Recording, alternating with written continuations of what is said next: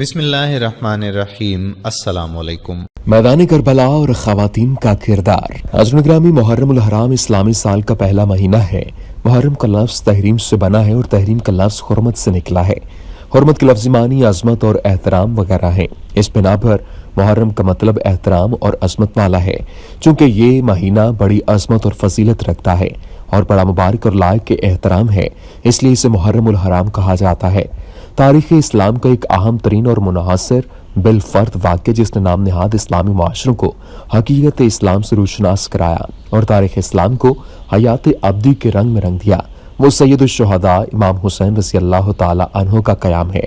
یہ قیام ان مردوں اور عورتوں دونوں کی فداکاریوں اور جانثاریوں پر مشتمل ہے جو پوری دنیا کے مسلمان مرد و زن بلکہ ہر انسان کے لیے نمونہ عمل اور مشعل راہ ہیں۔ عاشورہ کا واقعہ تمام خصوصیات کا مجموعہ اور مختلف موضوعات پر مشتمل ہے۔ یہ واقعہ صبر، استقامت، شجاعت، پرہیزگاری، عقیدہ، اخلاق اور طرز زندگی سکھاتا ہے۔ یہ ایک ایسا واقعہ ہے جس میں چھوٹے اور بڑے، خواتین اور مرد سب شامل ہیں اور ہر ایک کا اپنا کردار ہے۔ تاہم اس حقیقت سے انکار ممکن نہیں کہ عاشورہ کو وجود اور رونق عطا کرنے والے باایمان اور شجاع مجاہدین در حقیقت اپنی ماؤں کے لیے ایک انمول سرمایہ تھے۔ کربلا کے واقعات کو زندہ و جاوید بنانے میں حضرت زینب رضی اللہ تعالی عنہا، حضرت کلثوم رضی اللہ تعالی عنہا، حضرت سکینہ، اسیران اہل بیت اور کربلا کے دیگر شہداء کی بیویوں اور ماؤں کا اہم کردار رہا۔ کسی بھی تحریک کا پیغام عوام تک پہنچانا بہت زیادہ اہمیت کا حامل ہے۔ کربلا کی تحریک کے پیغام کو عوام تک کربلا کی اسیر خواتین نے پہنچایا۔ جناب زینب رضی اللہ تعالی عنہا کے بے مثال کردار اور قربانیوں سے تاریخ کربلا روشن نظر آتی ہے۔ واقعہ کربلا میں صرف عاشورہ میں ہی نہیں بلکہ انہوں نے شہادت امام حسین رضی اللہ تعالی عنہ کے بعد مختلف مقامات پر اپنا کردار ادا کر کے یہ بات ثابت کی ہے کہ حضرت امام حسین کا خواتین اور بچوں کو اپنے ہمراہ لے جانے کا فیصلہ کتنا صائب تھا۔ کربلا کی ان مثالی خواتین نے ملوکیت کی پروردہ قوتوں کے مقابل اپنے معصوم بچوں کو بھوک و پیاس کی شدت سے بلکتا ہوا دیکھنا گوارا کیا، یہاں تک کہ اپنے سہاگوں کو بھی راہ خدا میں قربان ہوتے دیکھا، لیکن رسول اللہ کے دین کی کشتی انسانیت کو ڈوبنے نہیں دیا۔ واقع کربلا کو بے نظیر و لاسانی بنانے میں خواتین کربلا کے بے مثل اثار سے انکار نہیں کیا جا سکتا۔ حقیقت تو یہ ہے کہ معرکہ کربلا میں اگر خواتین نہ ہوتیں تو مقصد قربانی سید الشہداء امام حسین رضی اللہ تعالی عنہ ادھورا ہی رہ جاتا۔ یہی سبب ہے کہ نواسۂ رسول ملوکیت کے مقابلے میں بیداری امت کی تحریک میں اپنے ہمراہ اسلامی معاشرے کی مثالی خواتین کو میدان کربلا میں لائے تھے، اور کربلا میں امام حسین کے انصار و مجاہدین کو ان کی ماں اور بیویوں نے ہمت اور حوصلہ دیا کہ تم سے زیادہ قیمتی جناب فاطمہ زہرا کے فرزند ہیں، ایسا نہ ہو کہ تمہارے ہوتے ہوئے دشمن ان کو نقصان پہنچا دے۔ اگر ایسا ہوا تو ہم روز معاشر سیدہ زہرا رضی اللہ تعالی عنہا کو کیا منہ دکھائیں گے۔ یہ ان عظیم ماؤں کی ہمت تھی۔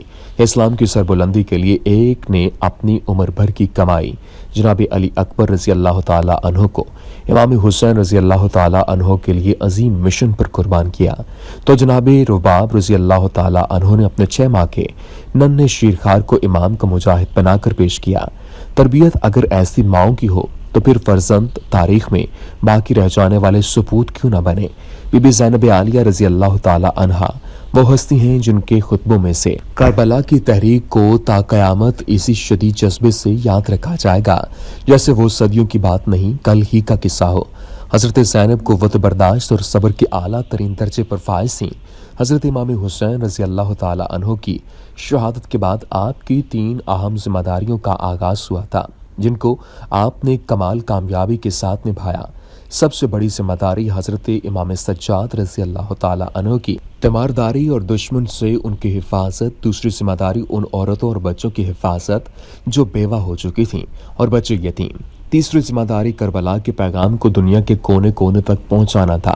دم توڑ دی انسانیت کو زندہ کرنے کا جو ارادہ حضرت امام حسین رضی اللہ تعالی عنہ گھر سے لے کر نکلے تھے، اس کو انجام تک کردار اور گفتار کے ذریعے زینب عالیہ رضی اللہ تعالی عنہا نے پہنچایا۔ انہیں کی سربراہی میں حضرت امام حسین کے اہل حرم نے کوفہ و شام کے گلی کوچے میں اپنے خطبات کے ذریعے یزیدیت کے ظلم کا پردہ چاک کیا اور رہتے دنیا تک ہونے والی کسی بھی سازش کو بر وقت بے نقاب کر دیا۔ वाक़े करबला का एक और अहम किरदार हज़रत अमीर अल-मोमिनीन हज़रत अली करमुल्लाह वजह की बेटी उम्मे कुलसूम हैं, जिन्होंने दौरान असीरी कूफा और शाम के बाज़ारों में खुतबे दिए। उन्होंने अपने खुतबों में जहाँ कूफियों और शामियों को इमाम हुसैन से बेवफाई की मज़म्मत की, हरम रसूल की तरफ निगाह करने से शिद्दत से मना भी किया। आप कूफा में एक खुतबा के दौरान फरमाती हैं, जिसका तर्जुमा है, ऐ कूफा वालो, क्या तुम्हें खुदा और रसूल से शर्म नहीं आती कि तुम हरम रसूल की तरफ निगाह कर रहे हो। हज़रत ज़ैनब आलिया रज़ी अल्लाह ताला अन्हा और हज़रत सकीना रज़ी अल्लाह ताला अन्हा के भी इस तरह के बहुत सारे खुतबात और वाक़यात पाए जाते हैं, जिनमें उन्होंने अपने पर्दा को महफूज रखने की कोशिश की। इसके अलावा यजीद में हज़रत ज़ैनब आलिया रज़ी अल्लाह ताला अन्हा ने जो खुतबा दिया और उसमें आपने फरमाया, ऐ यजीद, क्या ये तेरी अदालत है कि तेरी औरतें और कनीज़ें पर्दा में रहें और रसूल ज़ातियाँ असीर बनाकर बगैर चादर शहरों में फिराए जाएं और लोग उनका तमाशा करें। इस बात में कोई शक नहीं कि अगर ख़वातीन हज़रत इमाम हुसैन रज़ी अल्लाह ताला अन्हु का साथ न देती तो उम्मत मुसलमा की बेदारी की ये तहरीक कभी कामयाब ना होती, बल्कि ये करबला के मैदान में ही ख़त्म हो जाती। इन ख़वातीन ने ही इस वाक़े की याद को जिंदा और जावेद बना दिया। जगह जगह पर इन मोहतरम ख़वातीन का अहकाम खुदाबंदी की तरफ तवज्जो दिलाना और उनकी मुकम्मल रियायत करना आज के मुसलमान ख़वातीन के लिए वाज़ेह दर्स है कि ज़माना कितना भी तरक्की क्यों ना कर जाए, हालात कितने भी सख्त क्यों ना हो जाए और समाज कितना भी बुरा क्यों ना हो जाए, मगर ये सख्तियाँ और दुश्वारियाँ करबला की सख्तियों और मुसीबतों के मुकाबले में हिचें। इसलिए हमेशा अपने हौसलों का अलम बुलंद रखें, हक का साथ दें, बातिल के खिलाफ डट कर खड़ी हों तो रास्ते खुद ब खुद सहल हो जाएंगे। यही दर्स उन ख़वातीन ने दिया जिन्हें हज़रत इमाम हुसैन रज़ी अल्लाह ताला अन्हो के साथ इस तरह शाना बशाना खड़ी हुई कि इस्लाम को एक नई ज़िंदगी बख्श दी और इस्लाम की तहरीक को इस तरह जिंदा और जावेद किया कि आज 1400 साल गुजरने के बावजूद भी ऐसा लगता है कि ये वाक़या कल का ही है। ये सिर्फ इसी वजह से मुमकिन हुआ क्योंकि ख़वातीन की जानिब से अपना किरदार भरपूर तरीके से अदा किया गया। इन्हीं वाक़यात से हमें सबक सीखने की ज़रूरत है और हमारी ख़वातीन को इन ख़वातीन के नक्शे कदम पर चलने की ज़रूरत है ताकि उनको बेइदराक हो कि इस्लाम किस चीज़ का दर्स देता है, ताकि उसी गर्ज पर चलते हुए अपनी ज़िंदगी बसर कर सकें। दुआ है ए रब्बे करीम मौला, हमारे ऊपर अपनी रहमतों का नुज़ूल फरमा और हमारी ख़वातीन को भी इस्लाम के उसूलों पर चलने की तौफीक अता फरमा। आमीन।